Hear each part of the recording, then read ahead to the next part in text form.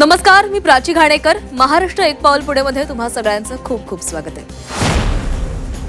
भारतीय राज्यघटनेचे शिल्पकार भारतरत्न डॉक्टर बाबासाहेब आंबेडकर यांच्या 135व्या जयंतीनिमित्त दादर येथील चैत्यभूमीवर 14 एप्रिल रोजी भीमसागर उसळला. महाराष्ट्राचे मुख्यमंत्री देवेंद्र फडणवीस, उपमुख्यमंत्री एकनाथ शिंदे आणि उपमुख्यमंत्री सुनेत्रा पवार यांनीही चैत्यभूमीवर जाऊन डॉक्टर बाबासाहेब आंबेडकरांच्या प्रतिमेला अभिवादन केलं. जगाच्या पाठीवर जर कुठल्या एका व्यक्तीच्या जयंतीचे सर्वाधिक कार्यक्रम होत असतील तर ते भारतरत्न डॉक्टर बाबासाहेब आंबेडकर यांचे.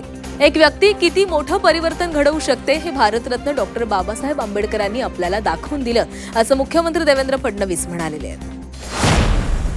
भारतरत्न डॉक्टर बाबासाहेब आंबेडकर त्यांची कलम आणि त्या कलमेने लिहिलेलं भारताचं संविधान याने संपूर्ण भारताला बदलून टाकलं आणि सगळ्यात महत्त्वाचं सर्व प्रकारचे भेद, जातीभेद, धर्मभेद आणि महिला पुरुष भेदही संपवण्याचं काम हे या एका संविधानाने केलं.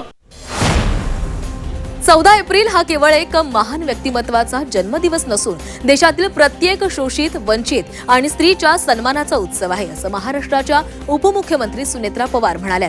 हा दिवस स्मरणाचा, प्रेरणेचा, संकल्पाचा आणि कृतज्ञतेचा आहे. तसंच मुंबईतील चैत्यभूमी स्थळ हे केवळ एक स्मारक नाही तर ते प्रेरणेचं आणि ऊर्जेचं केंद्र आहे.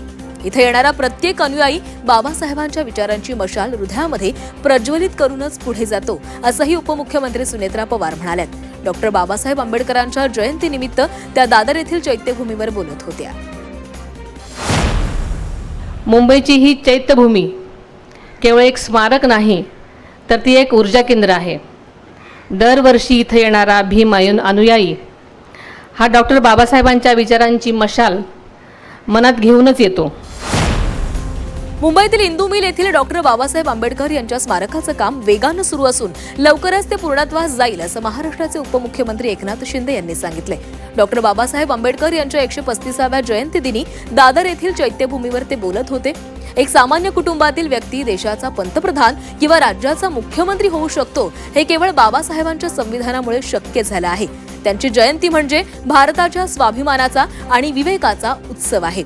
बाबासाहेबांचे विचार जपणं, ते आचरणात आणणं हीच खरी त्यांना आदरांजली ठरेल, असं उपमुख्यमंत्री एकनाथ शिंदे यांनी म्हटलंय. बाबासाहेबांनी देशाला स्वाभिमान दिला. समानता आणि मानवतेची दिशा दाखवण्याचं काम बाबासाहेबांनी दिलं. बाबासाहेब हे संविधानाचे शिल्पकार तर आहेतच, पण ते आधी माणुसकीचे देखील शिल्पकार आहेत.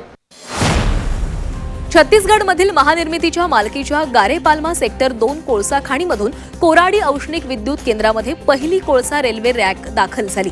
महाराष्ट्राचे मुख्यमंत्री देवेंद्र फडणवीस यांनी या कोळसा रेल्वे रॅकचं स्वागत केलं. हा ऐतिहासिक क्षण महाराष्ट्राच्या ऊर्जा सुरक्षेला बळकटी देण्यासाठी आणि विदर्भाला राज्याचं ऊर्जा केंद्र म्हणून विकसित करण्याच्या दिशेनं एक निर्णायक पाऊल आहे, असंही त्यांनी म्हटलंय. महाराष्ट्राचे मुख्यमंत्री देवेंद्र फडणवीस यांच्या हस्ते पुण्यामध्ये पुरंदर तालुक्यातील खानवडी इथं ज्योती सावित्री जिल्हा परिषद शाळेचं उद्घाटन करण्यात आलं. महात्मा ज्योतिबा फुले यांच्या द्विशताब्दी जयंती वर्षानिमित्त उभारण्यात आलेली ही अत्याधुनिक शाळा ग्रामीण भागातील विद्यार्थ्यांसाठी शिक्षणाची नवी दालनं उघडणारी ठरणार आहे.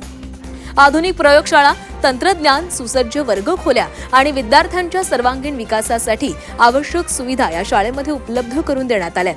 या शाळेमुळे ग्रामीण भागातील विद्यार्थ्यांमध्ये जागतिक स्तरावर स्पर्धा करण्याची क्षमता विकसित होईल, असं महाराष्ट्राचे मुख्यमंत्री देवेंद्र फडणवीस यांनी म्हटलंय. माहिती व जनसंपर्क महासंचालनालयाच्या नवी दिल्लीतील महाराष्ट्र परिचय केंद्रामार्फत 9 आणि 10 एप्रिल रोजी राष्ट्रीय जनसंपर्क परिषद 2026चं आयोजन करण्यात आलं होतं.